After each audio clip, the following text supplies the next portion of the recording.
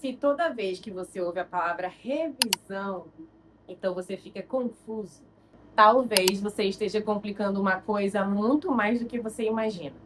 Existem vários tipos de revisão e uma das mais famosas e mais polêmicas é 24 horas, 7 dias, 15 dias e 30 dias. Se eu não me engano, ela é assim, mais ou menos isso.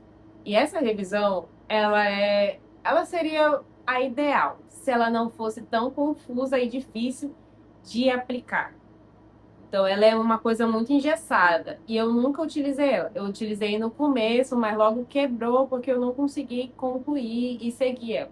Justamente por isso, ela é uma revisão que é muito difícil de ser seguida. O problema não é o método. O problema é que você passa muito mais tempo tentando organizar esse tipo de revisão do que conseguindo aplicar. Porque se você perdeu de 7 dias, aí você perde o de 15, e aí sente vontade de jogar tudo pro alto. O que realmente importa? Você tem que colocar na sua cabeça que existem três momentos de revisão: curto prazo, médio prazo e longo prazo. Ou seja, não, independente da data que você escolher, se é daqui a um mês, se é daqui a amanhã, você precisa revisar dessa forma: curto prazo, médio prazo e a longo prazo. Sempre que você estudar um assunto, você já precisa se perguntar: quando é que eu vou ver esse assunto novamente? Na primeira vez, você normalmente compreende o assunto, mas a aprendizagem, ela acontece quando você volta várias vezes no mesmo conteúdo. Olha quem chegou aqui, quem entrou. O neném, ó. Brava. Vai. Então, como é que eu fazia? Eu montava um planejamento de estudo. O meu planejamento, ele estava no quadro visual. Ou seja, eu não sentava e me perguntava o que eu vou estudar hoje. Ele já estava lá. Isso evita que você perca muito tempo da sua vida procurando saber o que você vai estudar. Então, eu fazia assim. No dia A, eu definia meus estudos como um ciclo de estudos, como se fosse um treino de academia.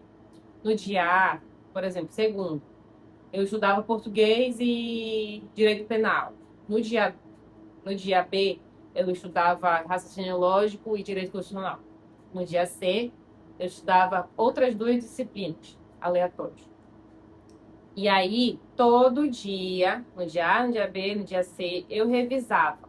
Só que eu não revisava qualquer coisa, eu revisava uma disciplina só do dia anterior. Por exemplo, o dia B, não lembro se é assim que eu coloquei, mas no dia A eu estudava português, né? Português e direito penal.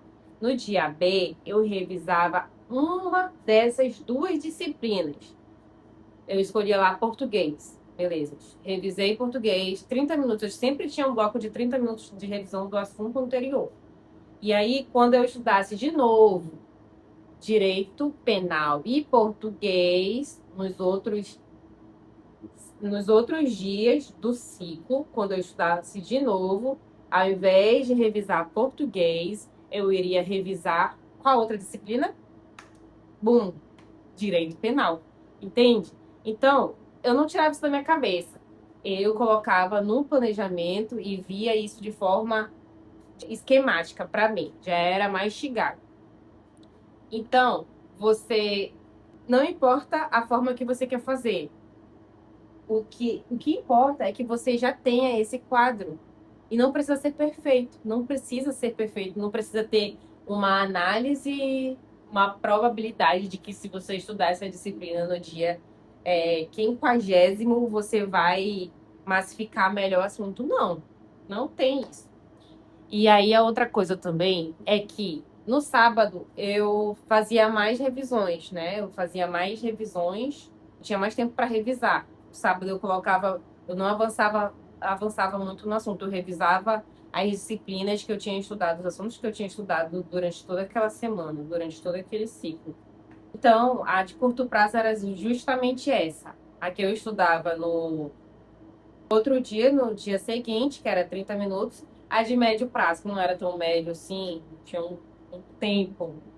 Mas era no sábado, né? Quando eu já tinha estudado todas aquelas disciplinas durante a semana.